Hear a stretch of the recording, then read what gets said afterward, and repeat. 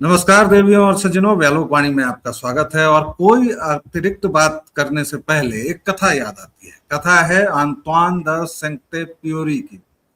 French लेखक हैं और उनकी एक किताब बड़ी प्रसिद्ध हुई, द लिटिल प्रिंस। इसमें एक छोटा बच्चा है जो घूमते घामते, कथा है तो इसमें कृपया तर्क न ढूंढिएगा, वह ढूंढते ढांढते किसी दूसरे ग्रह पर चला जाता है और वहां उससे एक व्यक्ति मिलता है जो खुद को राजा कहता होता है कि मैं राजा हूं, आई एम द किंग। वो राजा उस बच्चे को बोलता है कि तुम मेरे ग्रह पर कैसे आ गए, मैं तुम्हें आज्ञा देता हूं कि तुम यहां से नहीं जाओ, यहां से चले जाओ। तो बच्चा बच्चा है, वो कहता है कि काहे का तुम्हारा ग्रह बे, पूरी दुनिया तो ईश्वर की है, ये मेरा ग्रह है, मैं यहीं रहूंगा। तो राजा कहता है कि नहीं, तो ठीक है, मैं तुम्हें आज्ञा देता हूं कि तुम यहीं रहो। बालक फिर से बालक बोला कि मैं तुम्हारे कहने से न रहूंगा न रुकूंगा, मेरा जो मन करेगा मैं वो करूंगा। राजा तब क्या डायलॉग देता है, लेखक तब क्या लिखवाते हैं, वो बड़ा महत्वपूर्ण है। राजा बोलता है ठीक है, मैं तुम्हें आदेश देता हूं कि जो तुम्हारा मन हो वही करो। यानी राजा को किसी तरह अपनी राजसी ठाठ बाट दिखानी है। वह अकेला है, उस ग्रह पर कोई नहीं है, लेकिन वो राजा है चूंकि, और बच्चा उसके हरेक शर्त को, उसके हरेक वाक्य को धराशायी करता जा रहा है, डिफाई कर रहा है। तो वह अंत तक कहता है कि ठीक है, मैं तुम्हें आज्ञा देता हूं कि तुम अपने मन से वही करो जो तुम्हारा करने का मन है, लेकिन मैं तुम्हें आज्ञा देता हूं। कुछ ऐसा ही हाल डोनाल्ड ट्रंप का भी है। 30 दिन पहले कहते हैं कि तेल नहीं लेने दिया हमने भारत से, अब तेल कम दे रहा है। उससे पहले 50% टैरिफ लगा दिया था। रिकॉर्ड्स जो आ रहे हैं, भारत के विपक्ष को छोड़ दीजिए और तथाकथित बुद्धि पिशाचों को छोड़ दीजिए, तो जो रिजल्ट दिखा रहे हैं कि मामूली 10-12 हजार बैरल की कमी आई है, वरना पूरे फरवरी में। और ये जो समुद्री रास्ते से आता है, इसका आप ये जानिए कि कम से कम 40-45 दिन तो पहुंचने में एक जगह से दूसरे जगह लगेगा। अभी आप लोग बहुत सारे नाम सुन रहे होंगे, Hormuz of, straight of Hormuz.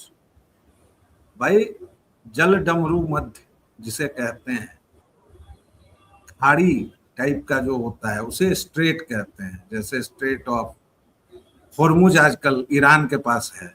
Hind महासागर में वैसे कई स्ट्रेट्स हैं, वैसे अटलांटिक में है, बहुत तेरे स्ट्रेट है। कुछ पर इसका कब्जा है जिनसे बचाती है भारतीय नौसेना। बहरहाल, अभी डोनाल्ड ट्रंप का नया शिगुफा ये आया है कि हमने 1 महीने के लिए आपको छूट दे दी है कि आप खरीद बिक्री कर सकते। इसने किसको छूट दी? भारत सरकार ने एक शब्द नहीं बोला है, क्योंकि वह जानता है कि नंगों से भगवान डरे, और डोनाल्ड ट्रंप से नंगा तुगलकी इस वक्त कोई नहीं है। लेकिन चलिए जरा अपने देश के विपक्ष के साथ अर्थव्यवस्था की सैर पर चलते हैं। पेट्रोल का दाम बढ़ जाएगा, गैस में हाहाकार मच जाएगा, 7 दिनों के अंदर इंडियन इकोनॉमी को स्वाद आ जाएगा, वगैरह वगैरह। हम उसी देश, महान देश के वासी हैं जहां एक अफवाह होती है और हम लोग 100 किलो नमक खरीद कर रख लेते हैं। नमक का दाम 150, 200, 1000 रुपए तक पहुंचवा देते हैं। हम वो कौम हैं जो कोविड के काल में सिलेंडर्स की कालाबाजारी करती, प्राण रक्षक दवाओं की कालाबाजारी। एक कैप्सूल जो 20 रुपए का आ रहा था, वह लोगों ने 20,000 रुपए में खरीदा है कोविड के काम। हम उस महान देश के वासी हैं। लेकिन आप जानते हैं मेरी आदत कि मैं जिस विषय पर बात करना चाहता हूं, मैं उनके विशेषज्ञों को बुलाता हूं। तो हमारे साथ हैं प्रोफेसर सूर्यभूषण, आप सभी इनसे सुपरिचित हैं। डीएमआई में सर प्रोफेसर हैं, अर्थशास्त्र के बहुत गहन जानकार हैं।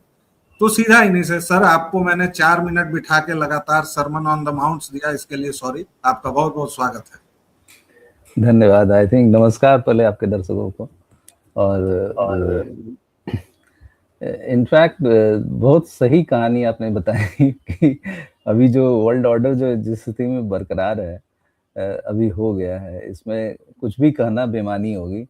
क्योंकि लोग को पता नहीं कि कल को क्या खेल खेल जाए वो, और क्या मन में वो, खास करके जैसे लोग घर में कहते हैं ना सठिया गया बुढ़ा, तो ही इज सनाइल, तो नेचुरली। और चूंकि आपके पास जब पावर मिल जाती है एब्सोल्यूट टाइप की, तो आप कुछ भी करते चले जाते हैं, चाहे सुप्रीम कोर्ट लताड़ मारे उनके यहाँ अपने ही देश में उनको, और एप्स्टीन का मामला अलग चल रहा है, उसमें भी उनकी थू थू, बट वो सबसे ऊपर उठ चुके हैं टाइप से, अब सीधा ऊपर ही जब जाना है, तो इसीलिए उनको कोई फर्क नहीं पड़ता कि दुनिया कहाँ जाए, दुनिया हमें जो डिसरप्टर टाइप से जाने, इसके लिए जो है।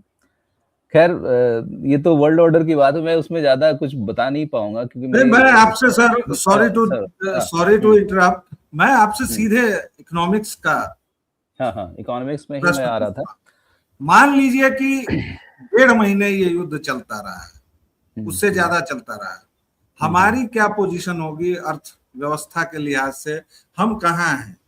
ये सब जो चल रहा है कि गैस तेल खत्म हो जाएगा, भयावह स्थिति हो जाएगी, भारत कितना प्रभावित होगा? प्रभावित तो होगा ही, क्योंकि आज तो ग्लोबल ऑर्डर है, प्रभावित होगा, लेकिन क्या ऐसी हालत हो जाएगी कि भारत को खाने के लाले पड़ जाएं? जी नहीं, देखिए ये होता क्या ना कि जैसे हर मामला जो भी एक कोई एक्सटर्नल शॉक जब होता है ये ऑयल शॉक जैसे खासकर गल्फ वॉर के टाइम में भी जब हुआ था 91 में भी, तो लोगों को यही लगा था कि पूरी दुनिया पता नहीं कहाँ पे जाएगी, क्योंकि ये ट्रिगर हुआ है 1971 के आसपास में। 71 के आसपास में जो ओपेक जो इनका था सिस्टम बना हुआ था, जो कार्टेल बनाए थे ना OPEC, oil producer exporting country, तो उन लोगों ने सबसे पहले डिसीजन लिया था कि ओवरनाइट इन लोगों ने कहा कि प्राइस डबल हो जाएगा, और विद इन ए वीक फिर उस डबल को डबल कर दिया था।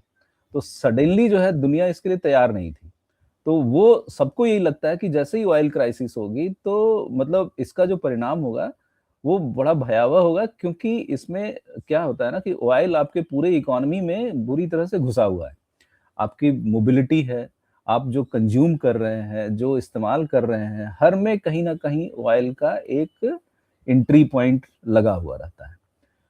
तो इसके वजह से क्या होता है ना, इवन वैसलीन आप देखिए ना जो पैरों में आप लगा रहे हैं, वो भी उसमें भी जो है ऑयल का, और जो आप पॉलिथीन यूज कर रहे हैं, हर चीज में ऑयल का कहीं ना कहीं इस्तेमाल है।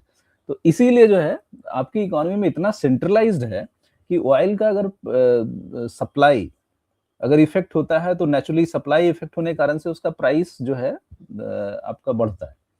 अब बात जहां तक ये आती है कि क्या दुनिया में यही जगह से ऑयल आ रहा है, तो ये जानकारी के लिए आप लोग के श्रोताओं को जानकारी के लिए बता दूं कि सिर्फ मिडिल ईस्ट ही नहीं, मिडिल ईस्ट मेजर है, बट आप अभी रिसेंट का फेनोमेना देखिए ना कि हम कितना परसेंट, अच्छा खासा परसेंट तो हम रशिया से ले रहे हैं, अब वेनेजुएला से भी हम तेल ले रहे हैं, तो हमारा जो है सप्लाई तो उधर से भी आ रहा है। हाँ, अब दूसरा एक मुद्दा जो आता है कि जो आपका जो सप्लाई चेन है कौन से रास्ते से आ रहा है, जैसा अभी आपने हॉर्मुज पाक स्ट्रेट और ये सब जो बताया कि जल डमरू मध्य उधर से आ रहा है, लेकिन और भी कई रास्ते हैं, और इसलिए दुनिया ऐसा नहीं है कि अब खासकर कोविड के बाद लोगों ने जो मॉडल अपनाया है, अपने आप को रिजिलियंट जो बोलते हैं आजकल काफी इस्तेमाल करते हैं लोग वर्ड, कि कितना जल्दी आप बाउंस बैक कर पाए, आपका क्राइसिस हुआ लेकिन कितना जल्दी आप रिकवर कर पाए, तो इसके हिसाब से लोग पहले जो होता था ना जस्ट इन टाइम होता था, JIT बोलते थे, मतलब आपको हर चीज एफिशिएंटली प्रोड्यूस कर रहे हैं, कोई वेस्ट नहीं होगा। अब जो है वो मॉडल चेंज होके जस्ट इन केस हो गया कि अगर ऐसा होगा तो फिर आप उसके लिए प्लान बी तैयार होगा, प्लान सी तैयार रहता है, और वही चीज भारत सरकार भी जो है पूरी तरह से कर रही है। आप आज का ही आंकड़ा देखिए तो हमारा जो फॉरेक्स रिजर्व जो है ऑल टाइम हाई पे है, 730 बिलियन डॉलर के आसपास में आपका क्या कहते हैं आपका फॉरेक्स रिजर्व्स हो गया, फॉरेन एक्सचेंज का जो रिजर्व्स है, जिसके लिए हम लोग 91 में स्ट्रगल कर रहे थे, तो हमें कितना भी जरूरत पड़ेगी तो हम वहां मार्केट से उठा लेंगे। अभी अगर वर्ल्ड में सबसे बड़ा आप देखिए तो कंज्यूमर भी तो इंडिया और चाइना के आसपास है, कि जो आप सबसे ज्यादा दुनिया से जो लेते हैं, तो आपके पास भी तो बाइंग पावर होता है ना, कि आप भी कितना ज्यादा आप डिक्टेट कर पाते हैं। ऐसा तो है नहीं कि आप, जैसे मार्केट इस ढंग से नहीं है कि आप पूरी तरह से प्राइस टेकर हैं, आप वहां पे प्राइस बनाते भी हैं। इसी वजह से जो है अगर रिसेंट फेनोमेना में देखिए कि ऑयल प्राइस जो है जितना भी यूएस ने किया, ट्रंप ने बहुत कुछ टैरिफ वैरिफ लगा के सब कुछ किया, इवन रशिया को भी बहुत कुछ उसने यूक्रेन रशिया वाले में भी बहुत सारा कुछ किया, उसके बाद भी ऑयल प्राइस सडनली बहुत ऊपर क्यों नहीं गया? क्या वजह नहीं है? मतलब अदरवाइज जैसा अगर लड़ाई हुआ था, ओवरनाइट डबल हो जाना चाहिए था प्राइस। 15% बढ़ा, क्यों बढ़ा इतना? मतलब इतना तो नॉर्मल, आपको एक नॉर्मल शॉक होता है, लोग को एक्सपेक्ट, हर कोई स्पेकुलेटिव मोड में चलता है, तो क्या होता है कि थोड़ा सा भी अनुमान लोग लगाते हैं, उसी हिसाब से लोग स्टॉकिंग करना शुरू करते हैं, तो प्राइस जो है, सप्लाई अभी रियल टाइम में इफेक्ट भी नहीं हुआ, लेकिन उसको इतना ज्यादा ये लोग दिखा देंगे कि जैसे लग रहा है बहुत होने वाला है। तो भी आपका देखिए, अगर रियलिटी चेक अगर देखिए तो 15-20% प्राइस इंक्रीज किया है। तो 15-20% बहुत ज्यादा आपका इफेक्ट नहीं होने वाला है, क्योंकि हमारा इकोनॉमी का अगर देखिए तो इन्फ्लेशन ऑलरेडी बहुत अंडर कंट्रोल है। तो थोड़ा भी इन्फ्लेशन अगर होगा तो इससे बहुत फर्क नहीं पड़ने वाला है हमारी इकोनॉमी को। और जो एनर्जी सिक्योरिटी के साथ साथ, मतलब चूंकि हमारे पास उसको एब्जॉर्ब करने के लिए जो उसको कह सकते हैं एब्जॉर्बिंग कैपेसिटी जो हमारी है, वो काफी आज के डेट में इंडियन की इकोनॉमी की काफी मजबूत स्थिति में है।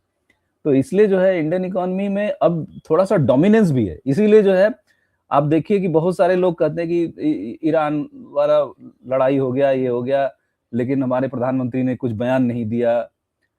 मतलब हर चीज पे बयान देना जरूरी नहीं है और देना भी नहीं चाहिए। इंटरनेशनल पॉलिटिक्स ऐसे नहीं चलती है। पहले क्या होता था, ये सब दुनिया को आप दिखाने के लिए मोरालिटी और एथिक्स का एग्जामा पहनाते हैं, जबकि आप अंदर से बहुत ढकोसलेपन में रहे। तो डिप्लोमेसी में जो है ये सब चीज थोड़ा नहीं सा सर, आप राजनीतिक इस पर आ गए हैं, तो राजनीतिक इस पर तो एक तरीका ट्रंप का भी होता है कि वह दूसरे राष्ट्राध्यक्षों के साथ अपनी बातचीत को भी सार्वजनिक कर देते हैं, लेकिन उसके लिए उनको जो पागल, ठरकी और पता नहीं क्या क्या कहा जाता है वो भी है। दूसरी बात, राजनीतिक मुद्दा, मैं 2 लाइन कह रहा हूं कि भारत के विपक्ष को तो बीमारी है कि अगर ये बल्ब अभी जलना बंद हो जाए तो ये मोदी जी कर दिया है, फलानी जी। अरे भाई, ईरान से कैसे डील करना है ये विदेश नीति के लोग समझेंगे ना, और वो जानेंगे। बिल्कुल बिल्कुल आप इसमें क्यों परेशान हैं? ईरान के राष्ट्रपति मरे थे तो एक दिन का राष्ट्रीय शोक इसी देश ने घोषित किया था। आज सो कॉल्ड सुप्रीम लीडर, और ये सुप्रीम लीडर क्या होता है भाई? तानाशाह था ना जी। सुप्रीम लीडर क्या होता है? जैसे किम जोंग उन है उत्तर कोरिया का सुप्रीम लीडर, वैसे ही ईरान का, जिसने 25 लाख ईरानियों को मरवा दिया।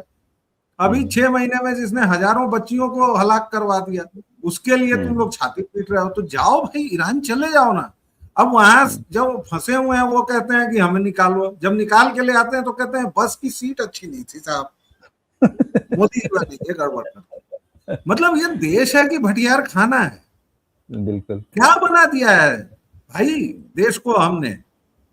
प्रधानमंत्री को एक गहरा गहरा कोई भी आके कोई सलाह दे के चला जा रहा है। आपके पास वीडियो है, आपके पास टेप है, कोई टिकट ब्लैक करने का जिस पर आरोप है, जिस पर शराब नीति का आरोप है, वो बता रहा है कि आप विदेश नीति कैसे चलाएंगे। जिन्होंने अपने पूरे खानदानी शासन काल में चीन को और पाकिस्तान को बेच दिया देश को, वो आज सिखा रहे हैं कि आप ऐसे कीजिए साहब, नहीं तो ऐसे हो जाएगा। अरे क्यों हो जाएगा भाई? वो एक शेर था ना सर कि मियाँ मशरूफ है यहाँ लड़की में और दिल बसता है ईरान या फिर टर्की में। क्या कमाल की बात की उन्होंने इंडियन मोहम्मदन के बारे में। क्या यार, तो लुंगी पहन के तुम ईरान और करबला जाओ यार, इस देश को बख्शो यार। है सर, वापस इकोनॉमिक्स की तरफ चलिए। ऊर्जा पर आपने बता दिया, तेल के क्षेत्र पर हमारा जो सेंसेक्स है, शेयर बाजार है, वो भी क्रैश नहीं हुआ है, कमी आई है लेकिन ऐसा कुछ नहीं हुआ है। आप कई बार बोल चुके हैं कि रेजिलियंस का कारण है हमारा खुदरा जो व्यापारी है, लेकिन उस व्यापार को तो मोदी जी वह बेच रहे हैं, सब बेच दिए।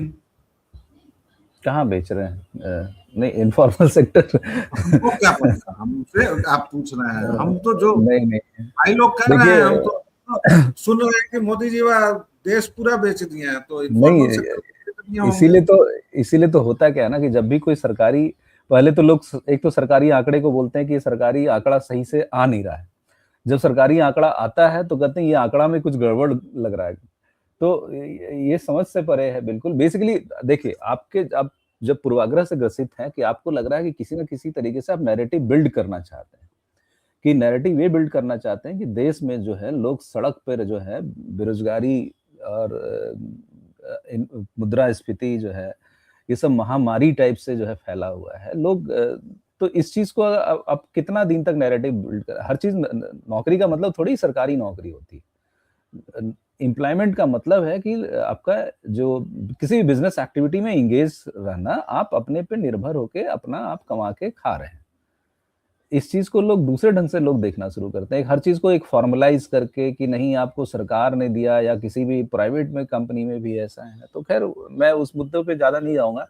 अगर आप देखिए तो ये जो मेन जो आज के डिस्कशन का मुद्दा ये था कि इससे क्या प्रभाव भारतीय अर्थव्यवस्था पे पड़ेगी या पड़ रही है। तो एक तो हमने ऑलरेडी एनर्जी वाला इशू डिस्कस किया कि चूंकि ऑयल हमारे जो इकोनॉमी में एक बहुत सेंट्रल पार्ट होता है, सबकी इकोनॉमी में है, लेकिन प्रॉब्लम हमारी ये है कि हमारा 60% से ज्यादा ऑयल हम लोग इंपोर्ट करते हैं, 60 से ज्यादा ही हमारा इंपोर्ट है। तो इसके कारण से हमारी थोड़ी जो है हमारा रुपीज पे प्रेशर पड़ेगा, क्योंकि आप बाहर से माल उठाएंगे तो आपको नेचुरली आपका डिप्रिसिएशन इसलिए होगा। हालांकि जिस लेवल पे आपका ऑयल क्रैश हुआ है, ऑयल का प्राइस बढ़ा है, उस हिसाब से रुपी बहुत ज्यादा डिप्रिसिएट नहीं हुआ है। मतलब कहने का मतलब है कि रुपी की वैल्यू डॉलर के मुकाबले में अभी भी 91, 92 पे वो स्टेबल है। और इसका सबसे बड़ा रीजन है क्योंकि आरबीआई के पास फॉरेक्स का बहुत बड़ा भंडार है। अच्छा, दूसरा ये है कि जब अगर आपका रुपी अगर डिप्रिसिएट होता है तो उसमें आपको जो एक्सपोर्ट होता है, एक्सपोर्ट वाले को बेनिफिट होता है, क्योंकि बाहर वालों के लिए एक्सपोर्ट मतलब उनके लिए यहाँ से व्यापार करना सस्ता हो जाता है। आप बाहर से सामान आपके लिए महंगा मिलेगा, लेकिन आप यहाँ से जो सामान बेचेंगे वो बाहर वालों के लिए अट्रैक्टिव हो जाता है। तो इसीलिए जो है आईटी वाला जो सेक्टर है आज के डेट में, खास करके एआई का आपने देख ही लिया, तो उस हिसाब से उसमें एक मतलब अच्छे तरह से, मतलब एक सरप्राइज कर सकते हैं इनको, ब्लेसिंग इन डिस्गाइज भी कर सकते हैं, उनको बेनिफिट भी होगा।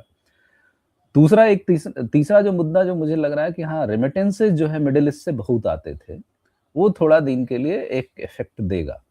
बट फिर भी आपके जो लोग वहां पे हैं वो देखिए युद्ध खत्म होते वापस फिर वहीं भाग जाएंगे।